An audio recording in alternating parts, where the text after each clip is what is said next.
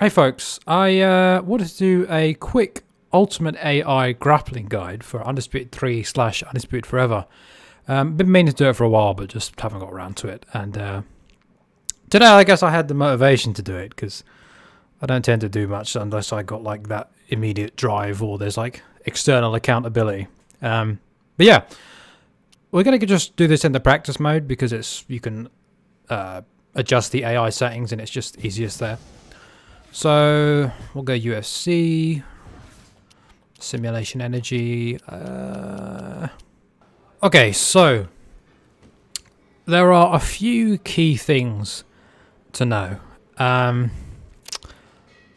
start with the most common transition method, which is basically holding a transition fake until the opponent either goes for their own fake or moves to transition.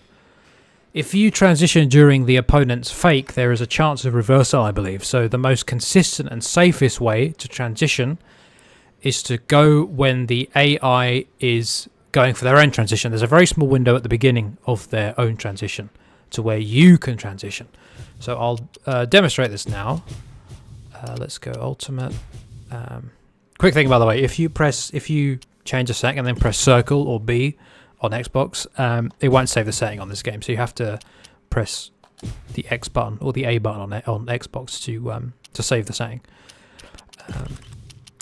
So I believe I just put on ultimate. Yep. Okay, and let's change the position to full guard. We'll go to full or open guard, as it's called in this game. We'll go to open guard clinch. So generally for about 1.5 to 2 or sometimes even 3 seconds, the AI won't transition in any given position, which gives you time to hold grapple block, either wait for their own transition, or it gives you time to hold a fake position from the moment you get into the position. Though that's risky because sometimes they will transition. I think the behavior is a bit different if you are blocking versus not blocking. As in using the grapple block versus not using the grapple block. I think their transition behavior is a little bit different, but a safe way is to go to a position. That's open guard top. I wanted to go to clinch. Beautiful. So I'm going to hold grapple block. I'm gonna see. So I see that they've not transitioned. So there you go. So they went for a fake there, and I was able to get it by holding the fake. I held my fake position until they went for their own fake. That's fucking open guard top again. I always feel weird swearing in a tutorial because it doesn't feel formal enough, so I apologise for that. So there you go. He went for the transition. I'm holding my fake position until there you go. Oh, I was a bit slow on that. You got to be quick. As soon as you got to be quick when you see the window. So I'm going to hold for a sec, wait for the transition, holding my fake position. Oh, okay. Well, he went for a fake, but it gave me the window. We'll go back to clinch again. I'll wait for a transition, hold my fake position, and bang. Give me a window there. And if you're quick enough so when the opponent goes for a transition, if you are quick enough, you will always get it, because they cannot deny, they cannot reverse in that situation. Let's go back to open guard again. Now, you can hold the guard for a moment, the grapple block. You can hold grapple block for a moment to see if they will transition or not. And if they don't transition for a few seconds, you could then switch to a fake position. And the way you fake is by Actually, I'll show you actually, because they have a handy guide in here. So we've got minor and major transitions. This is for pro controls. You can't. I don't believe. Yeah, you can't fake transition. I don't think on amateur controls. So if you hold the stick at basically upwards or downwards without swooping it, so without completing that half circle, quarter circle. If you hold the stick up or down without swooping, you'll do a transition. You'll do a minor transition fake. If you hold the stick at sort of a 10 o'clock angle or a 7 o'clock angle, you will be faking a major transition. In all of these cases, you just hold it sort of at that position, but you don't complete the swoop, because if you complete the swoop, you're going to perform the transition. In a position, you can either hold the grapple block until they transition, which means obviously you'll block it and then you've got some extra time generally. Sometimes they'll transition quickly after a grapple block, but gives you a bit of time to then go to your fake position and then wait out for their transition. Or you can hold grapple block for a second or two, and if they don't transition, you can then move to the fake position. However, they may then transition quickly after you've moved to the fake position. So you have to be on it. You have to be, prepared to quickly transition when they transition, or if they go to their fake position. Because when the AI goes to a fake position, it can give you an opportunity to transition. But I think there is an opportunity reversal. Although I haven't explicitly tested that, but it feels like that's been a situation that's happened. So just take note. The safest way to transition, the most consistent way, is to transition when the opponent is transitioning. But again, it's a small window and you have to do it at the beginning of their transition. So we're going to move on to reversals now. Little bit of background. The most consistent way, I should probably show you actually, because that's the better way. You don't really want to be looking at this screen hearing me talk. We'll go to open guard. There we go. So we're gonna notice how the AI is blocking. The AI is blocking. The AI is blocking. The AI is blocking. Why is he not doing anything? Normally they do. You don't normally get that much off. Okay. Okay. Yep. Notice how he swayed my punch, I believe, which gives him an opportunity to transition. If they block a punch, that also gives them a free... well, I'm not sure if swaying successfully gives them a free transition opportunity. If it works the same as blocking a strike, it does, because blocking a strike gives you a free opportunity to transition. It's a small window, so you have to be quick with it, but it gives you a free opportunity. You can use it online as well to transition. So notice how... I'll do it again because I should be showing through the action here. Notice how if he catches a strike, or if he catches a strike, he's not going to transition immediately. But if he sways, or actually he did it there, but it's not the common thing. If he sways and then regains his posture, or if he blocks and then regains his posture, he's going to go for a quick transition attempt. See? Bang. That is quite consistent. Really, I would say that's about like 85 to 90% consistent. So you can essentially play and strike, knowing that as soon as he transitions, you can essentially prepare for the transition. If he blocks a strike and then regains posture from actually any position in the game, any for example, full guard, half guard, and full mount, postured up. If they block a strike and then they get their posture again and go back to either open guard clinch, half guard clinch, or mount clinch, they will then quickly after that go for a transition attempt. The timing is always the same for each position, and what I mean by that is the timing of their transition once they've brought their posture back and they've gone to open guard clinch. When they go for that quick transition attempt, the timing will always be the same on that attempt. It may not be the same timing as the half guard equivalent, but the timing of the half guard transition will always be the same for the half guard transition. The same goes for the mount transition. It'll always be the same. And essentially you can use these to advance by anticipating their transition, and gives you a reversal attempt. So we'll do the same from half guard here. I'll wait for him to... Okay, sometimes he does that. That's an extra layer you have to deal with sometimes, because they'll do that. Okay, and yep. Notice how he went for the posture. Or he went for the transition back to the full guard, to the half guard clinch, and then he transitioned. And that timing is the same. Like every time he's gonna do that, which is a lot of the time, the timing is the same. So he grabbed the punch. So he did it there, but I wouldn't rely on punch catches to use this same strategy, because they don't always transition the same way after a punch catch. I would rely on them blocking a strike and then getting their posture again, bringing your head down, and then, because then they're going to go for that quick transition.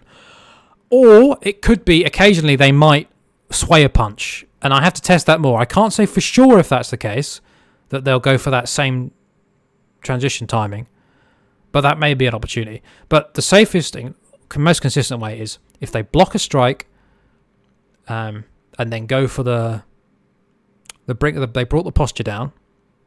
And I actually don't think they have to block a strike. I think it can happen whether they block a strike or not. So yeah, most consistent way. In a postured up position, strike.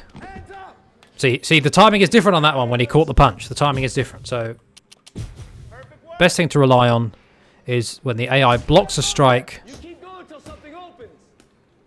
Okay, they transitioned. And then that wasn't exactly a block strike. It's weird, like sometimes they'll do the blocked strike transition timing even if they didn't block a strike. But it's not consistent all the time. That's why I don't tend to rely on that. I tend to rely on them blocking a strike from full guard. You see, he does it there. So, like, it's weird. Like, it's odd. Sometimes they'll do it, sometimes they won't. So you could preemptively load up a reversal, so to speak, if they just regain their posture without having blocked a strike. But you may then flub a reversal. But it could be worth it, because sometimes they do have the same timing on the transition. I've got to wait for him to block. Okay, so he didn't block there, but he did go for a posture down. So it could be, it's maybe decently consistent, but... Okay, well I guess it's pretty consistent. Okay, let's go to full mount here. Let's do the same thing.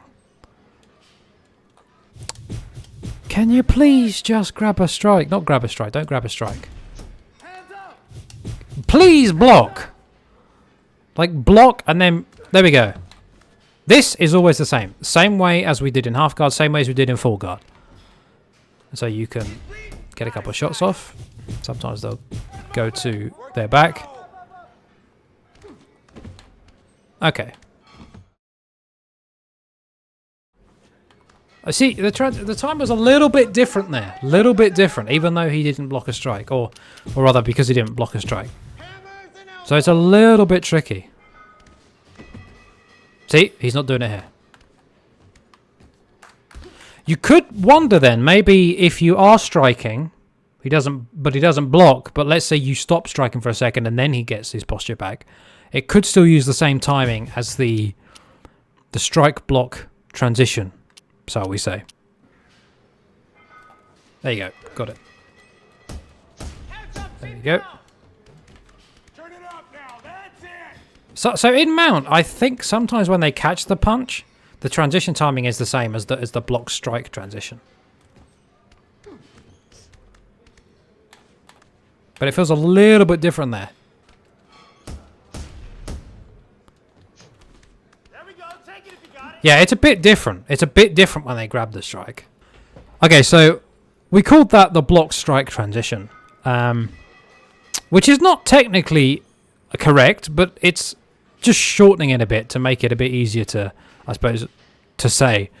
It's in fact two transitions, where obviously they regain their posture after the block strike, but then they go for that second transition, and if they previously blocked the strike and then regain their posture, that second transition will always have the same timing.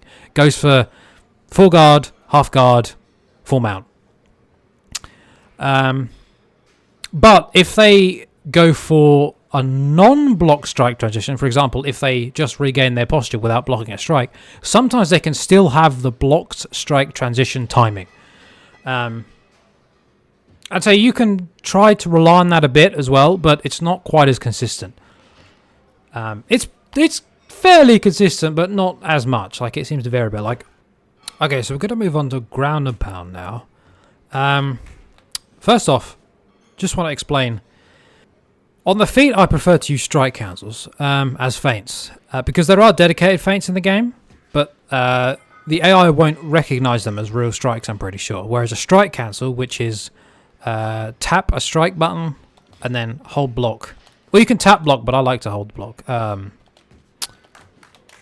Essentially, so press a strike, hold block. Press a strike, hold block. You do it quickly out, so press a strike, quickly hold block.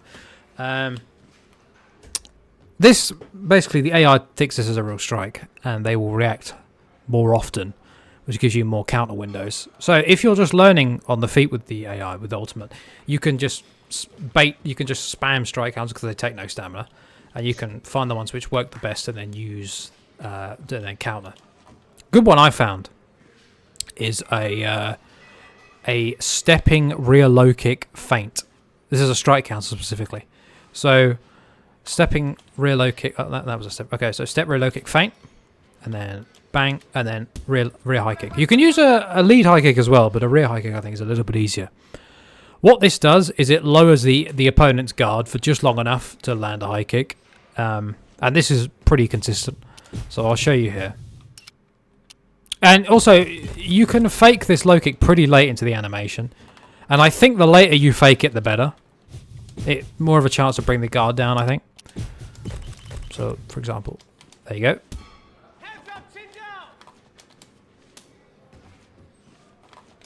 There you go. Oh, he got out of the way there. Nice. Okay. And that one went. Sometimes he does that. They'll do that one. They'll go for that. There you go. So we got him. Oh, he went for the low kick again. Oh my god, it works when they're rocked. There you go. Well, I would have had that if I was in range. There you go. So this is basically a nice way of getting a lot of damage in if you're struggling on ultimate. There you go. He's down. And yeah, works for any division. Well, of course it will work for any division, but yeah, it works against any fighter, basically. Pretty much any fighter. Like, I haven't found a fighter it doesn't work against. So yeah, let's head on to ground and pound. So we discussed, obviously, the strike cancels, which I prefer to use on the feet. On the ground, I prefer to use the inbuilt feints because the AI will respond to those basically like strike cancels. Like, they don't really have less effect on the ground as opposed to they do on the feet. So let's go. What am I doing? Position. Open guard. Okay, we'll try open guard straight up without transitioning. Right. So, okay. Notice how he postured there, and then he did the block strike transition. When I say posture, I mean he went for the posture transition, and then he brought. Oh, fuck a second. He went to regain his posture, and then he did the block strike transition, even though he didn't block a strike. So it does happen. Okay, now couple strike. Fuck's sake. Yeah, sometimes they will kick you off. It's like, yeah, that's the only thing. They will kick you off sometimes. The strike counters don't work as well. The actual built-in feints work better on the ground than they do on the feet. And this also goes for rocked positions on the ground as well. So there you go, bait them out. And you don't want to throw too many at one go because they'll grab the punch. Or they'll do a blocked transition, a block strike transition. So generally I'd try to land 2 or 3. And you get about, most of the time you get at least 1 or 2 shots on the block before they either do a block strike transition or they catch it. But sometimes they will catch it as soon as they would normally be blocking. So I like to get 2 or 3 shots on once I've got an opening. And then I go for another strike, another feint. And I keep feinting until they go for a strike catch. Because once they go for a strike catch, that's what you're baiting out strike catches with these feints. And once you do that, it gives you an opportunity to land ground and pound.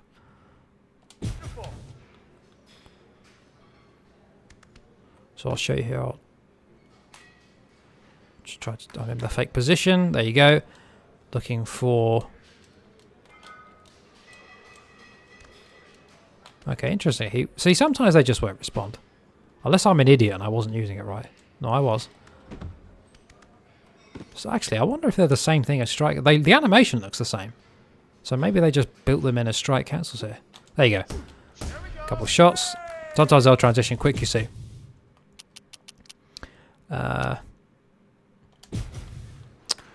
But that is the most consistent way of getting good ground and pound off, like on Ultimate. See, block, strike, transition, consistent timing, nice reversal, straight to side control. I don't know why I said nice reversal, it's just a reversal, but yeah. Consistent reversal, or consistent timing. I guess it is consistent reversal timing in a sense, because the timing on the transition is the same, so. I'll try and get one more shot of the ground and pound here. Occasionally you can wait in postured up, sort of a down sort of postured up, and then go for a ground and pound shot, and they won't be blocking, but it's not the most consistent thing. A fake position. Didn't want to do that. Fuck it, we'll do it from half guard because it's the same thing. There you go. Waiting for. I think if they're not opening up to a strike cancel, if they're not going for a bait, or if they're not taking the bait, might be good to go for a strike. But then that opens you up to their transition. So it's tricky. Well, we've covered that, so we'll go to side control. Side control is interesting. It while open guard, half guard, and mount work the same way with the ground and pound, side control doesn't. You essentially have to go for a. I believe. Let me just make sure. I have to remember what my muscle memory does here. Yeah. So you have to go for a strike cancel. No, not a strike cancel. You have to go for a built-in feint. As soon as you hit side control, Okay. Sometimes I'll transition. As soon as you transition to side control, built-in. Okay. Maybe it's a bit different when you're using the position change option. Let me see. Let me see if I can go to side control here.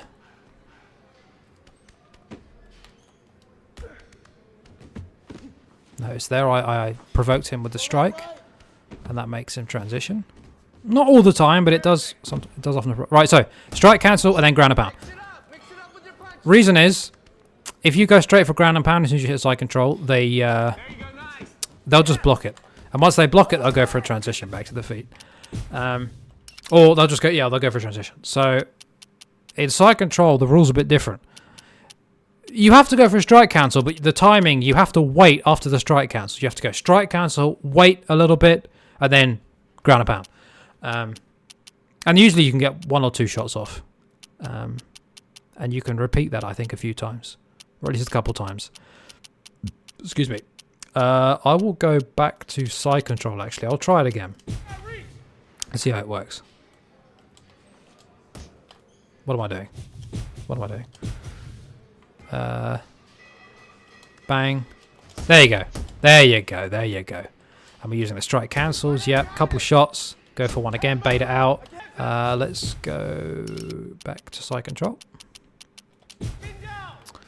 And then strike cancel. Wait, bang, bang, bang. No, I went for too many there. Once they start blocking, stop, and I think you have. I believe I've done this multiple times without the opponent transitioning. So let's just. All right. So bang, bang, bang, bang, and then we'll grapple block. Wait. Yeah. So once you perform this strategy in side control with the ground and pound, once you've got a few shots off, when the opponent begins to block again, hold the grapple block until they transition. So then you block that transition, and then repeat the process. So once you've blocked their transition, built-in feint, built-in strike feint, and then you wait a little bit, maybe a second or so, and then ground and pound. You get a couple shots in that way. And you could rinse, repeat. I'll do this one more time, and then I'll go to full mount just to show the ground and pound. So strike. No. So sometimes they will transition pretty quick, and you can't really avoid that if you're looking to do ground and pound. So it's a choice. Like I think. Let's see. Yeah, you can just block the transition, and then get some ground and pound off. So let's do that this way. So strike cancel, wait, bang, bang. Okay. He's blocking him pretty quick this time. Let's try again. So let's wait, and then bang, bang, bang. Okay. I'm only getting one off this time if I block the transition before strike cancelling. He's quick there. So let's try again. Bang, bang, bang. Okay, I got a couple off there. I didn't block quick enough. This might be a more reliable a safer strategy. But it does seem to be blocking a little bit more. It could just be my timing. Not able to get as many off. So we'll do one more time. I won't grapple block this time, so back. Okay. That is the risk if you don't grapple block, so. Okay, thank you. Strike cat. Okay. If you find the opponent's grapple blocking a lot, or transitioning a lot, grapple block, strike cancel, bang, bang. So let's grapple block and then strike cancel, wait, back. Okay. Yeah, you can't wait too long because they'll transition. Do. Yeah, not getting as many out this time. So if you do block the initial transition and then go for a strike cancel, you might be better off going for one strike at a time. So basically, ding, ding, hold grapple block again. Oh, what am I doing? I didn't mean to do that. I think the stick accidentally went for a transition reversal. So strike cancel, bang, strike. Okay, little bit tricky. Don't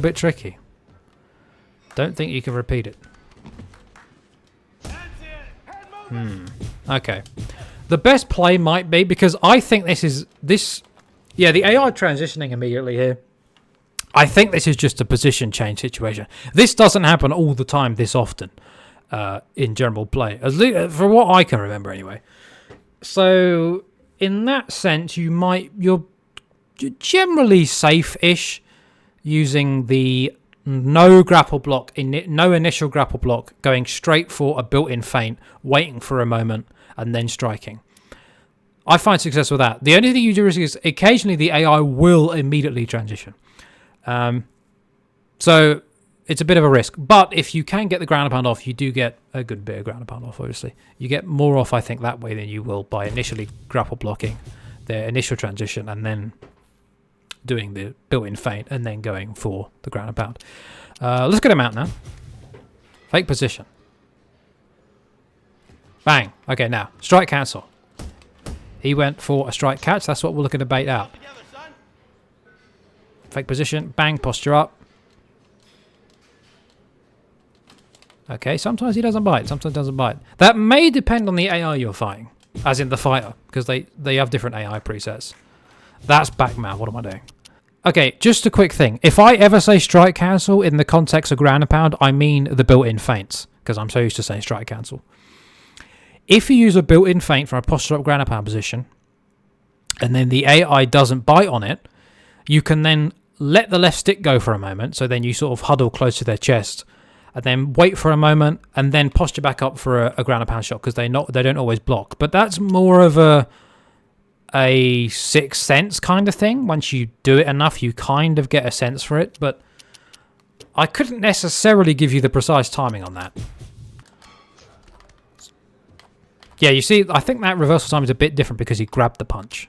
Yeah, so I wouldn't rely on a non-block strike transition. I would rely on a block strike transition because that's consistent.